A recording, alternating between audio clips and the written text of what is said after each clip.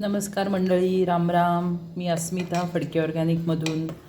तुमच्यापैकी बऱ्याच जणांनी कोहळा मागवला असेल आणि कोहळ्याचं काय काय बनवायचं ह्या रेसिपी पण तुमच्याकडे तयार असतील. पण मी आज कोहळ्याचा रस जो निघतो त्याचं छानपैकी सूप बनवलं आहे.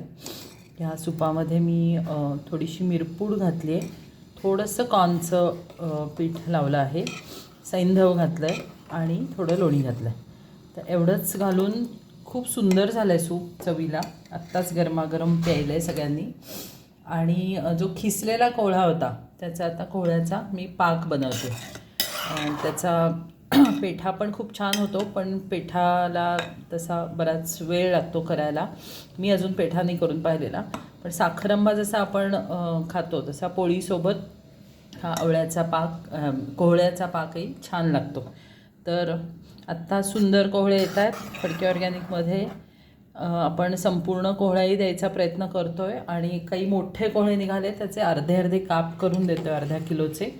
तर छानपैकी सेंद्रिय कोहळा, ज्याचा आस्वाद घ्या. थंडीचं वातावरण आहे तर सूप भरपूर प्या. कोहळ्याचं सूप फार पौष्टिक असतं. तर मस्त खा, स्वस्थ राहा मंडळी. फडके ऑर्गॅनिक फार्ममधून मी अस्मिता तुमच्यासाठी कोहळ्याची रेसिपी घेऊन.